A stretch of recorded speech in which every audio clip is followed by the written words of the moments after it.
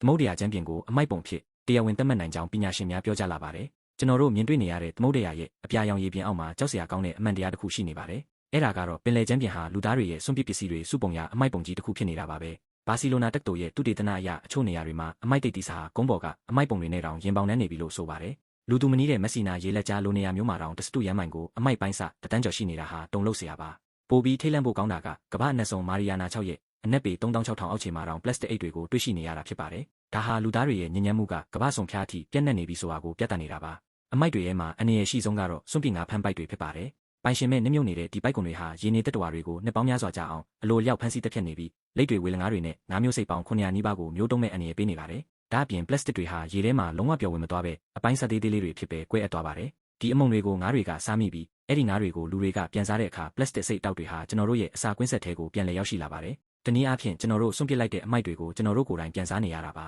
အခုအတိုင်းသာဆက်သွားနေမယ်ဆိုရင်နောက်ထပ်အနှစ်30အတွင်းမှာသမုဒ္ဒရာတွေကအမိုက်ပမာဏဟာတန်ချိန်3ဘီလီယံအထိရှိလာနိုင်ပါတယ်ဒါဟာပင်လယ်ထဲကငါးရေအတွက်ထက်အမိုက်ရေအတွက်ကပိုများလာနိုင်နေဆိုတဲ့သတိပေးချက်လည်းဖြစ်ပါတယ်သမုဒ္ဒရာဟာကျွန်တော်တို့အသက်ရှူဖို့လိုအပ်တဲ့အောက်ဆီဂျင်90%ကျော်ကိုထုတ်လုပ်ပေးနေတဲ့ကမ္ဘာအဆုတ်တစ်ခုဖြစ်ပါတယ်မျက်စိနဲ့မမြင်ရလို့အန္တရာယ်မရှိဘူးလို့သတ်မှတ်လို့မရတော့ပါဘူးရေအောက်ထဲကအမိုက်စုံတွေကိုကျွန်တော်တို့လစ်လျူရှုထားမယ်ဆိုရင်ရေရှည်မှာလူသားမျိုးနွယ်ရဲ့ရှင်သန်မှုကိုပါထိခိုက်လာမှာအမှန်ပဲဖြစ်ပါတယ်ဒီလိုမျိုးနေစဉ်ဗဟုသုတတွေအတွက် Daily Bite ကို follow လုပ်ပေးခဲ့ကြပါအောင်